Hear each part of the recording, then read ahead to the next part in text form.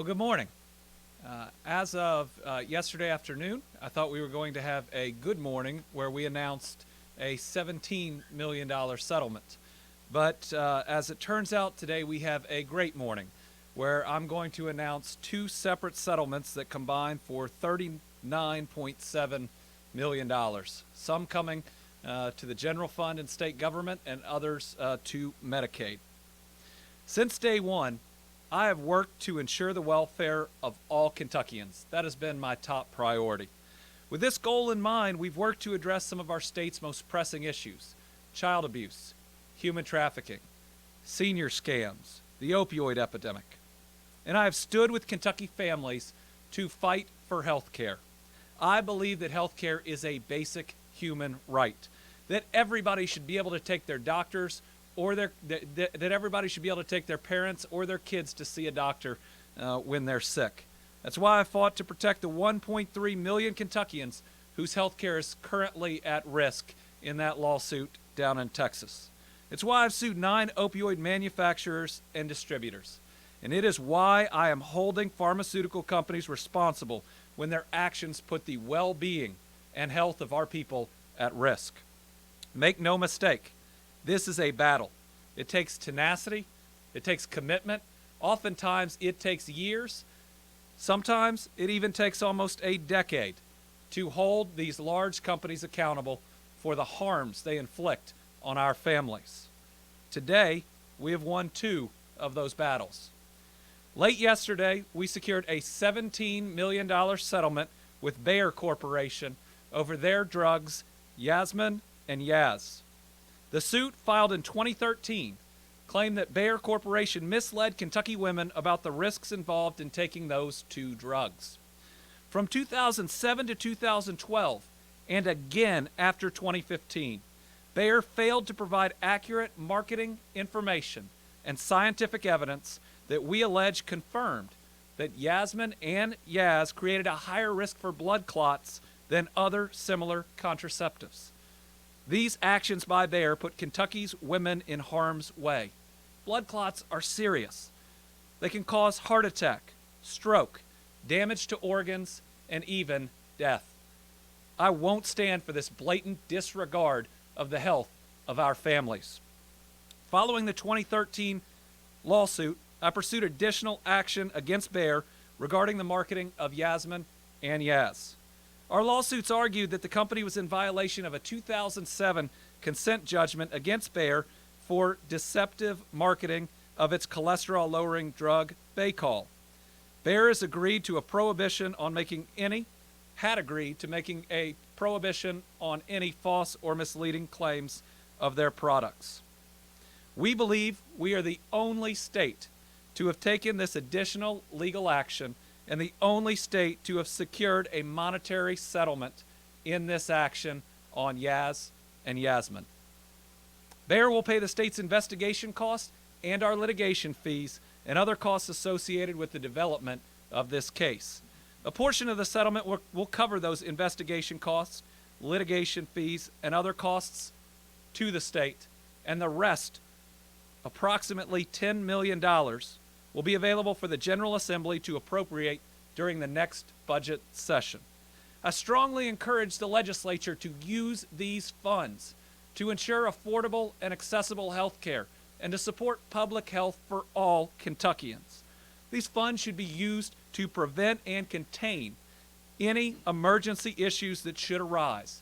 Issues like the state's hepatitis A outbreak in 2017 and 2018. That outbreak underscores the importance of public health, as it affected more than 4,000 Kentuckians, nearly half of which were hospitalized, and more than 50 lost their lives to the disease, which was preventable for actions that should have been taken out of this Capitol. We also just got word that my office will recover $22.7 million in Medicaid dollars after reaching an agreement with Reckitt, Benckiser, a group over its improper marketing and promotion of the drug Suboxone. The company reached the agreement with the federal government, Kentucky specifically, and other states to settle multiple allegations that the company engaged in misleading behavior that put profits over patients and resulted in losses to state Medicaid funds. More than $5.3 million will be returned directly to Kentucky's Medicaid program, with the remaining portion refunded to the federal Medicaid program. As many of you are aware, Suboxone is supposed to be used to help people addicted to opioids reduce withdrawal symptoms so that they can better achieve sobriety. However, medically assisted treatment is Suboxone, an opioid derivative, and can be addictive if proper counseling and supervision is not in place during the recovery period. This settlement resolves allegations that from 2010 through 2014, Reckitt directly or through its subsidiaries knowingly promoted the sale and use of Suboxone to physicians who were writing prescriptions to patients that weren't getting any counseling, that weren't getting the support that they needed for medically assisted treatment to be effective. They were promoting prescriptions that were simply flooding a state with this opioid derivative without the benefits that it could provide to the folks who were trying to get sober. Other allegations were that they promoted the sale and use of a Suboxone film based on false and misleading claim that the film was less subject to abuse than other products and less susceptible to accidental pediatric exposure. What that meant is they had one of their drugs, the pill form, coming off their brand, but they still had the brand on the film, which meant if they moved people to the film, they could charge them significantly more money, thus charging our Medicaid program significantly more money, despite the fact that their claims, we believe, were false, that the film was in any way a better product. Other allegations were that they submitted a petition to the FDA in 2012, fraudulently claiming that it had discontinued manufacturing and selling the Suboxone tablet due to safety concerns. And finally, that the company took steps to fraudulently delay the entry of generic competition for various forms of Suboxone in order to improperly control pricing. What that means is that we allege that this company was preventing that generic from coming on the market that would have significantly reduced the price of a medically assisted treatment drug that we want to be available to our folks in Kentucky that are suffering, provided they are also getting the counseling that is necessary to make that recovery possible. There's only one reason these companies make false claims about their products: that they put their profits over the lives and health of our people. I will always stand with Kentuckians over these big corporations. The Bayer and Reckitt settlements are in addition to the $22 million July settlement with Marathon, a case that took just over 11 years to conclude. That means in the last 3 months, we've been able to announce $71.7 million in settlements out of this office. That's not bad for an office that receives about $12.8 million from the state taxpayer to operate each year. And to date, settlements from the civil litigation and from our consumer efforts have resulted in more than $35 million for the state's general fund. These actions have also led to restitution, dollars flowing back to Kentuckians, that could exceed more than $97 million, either directly to consumers or in credits or in student debt relief or in warranty extensions on products. And our Medicaid fraud unit, which I am very proud of, has secured more than $119 million back to state and federal Medicaid and the TRICARE programs since January of 2016. That is more than $251 million returned to the general fund and yielded to our citizens through restitution by this office. That work has taken an amazing group of lawyers, an amazing group of support staff, really great people working very hard every single day, believing that it is our job to protect our people, and that when people take advantage of us, we have to make an example of them. I want to thank our consumer protection and Medicaid fraud teams that have worked so hard on these cases for the countless good that it's provided to so many Kentucky families. I'm happy to take any questions. General, 2 questions on the Suboxone. Yes.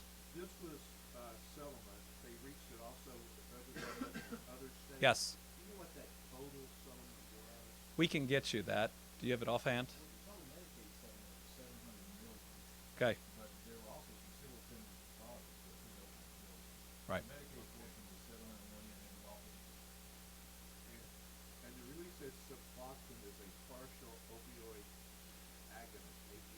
What Suboxone is it is the primary drug used in medically assisted treatment right now, so that people can slowly wean themselves from their addiction, that they can operate on a daily basis, continue going to their job, continue potentially being with their family, while this drug helps them to slowly kick that addiction. And it's been proven to be incredibly effective all over the country, but it has to be used in conjunction with counseling. It has to be used in conjunction with wraparound services that ultimately help someone to get sober. We hear countless stories of people who have been prescribed Suboxone and have even taken it for years upon years, but without counseling and without being weaned off of Suboxone, those many years later, when they try to stop taking it, they are just as addicted to opioids as the day they started. It's got to be done right, and our allegations were that that the maker was marketing it in a way that was encouraging physicians to simply write the prescription without the other services. Tom. No, so Narcan is the overdose antidote, and I believe that there is and that it's a different drug as opposed to treatment. So Suboxone is a treatment drug. Narcan is the overdose.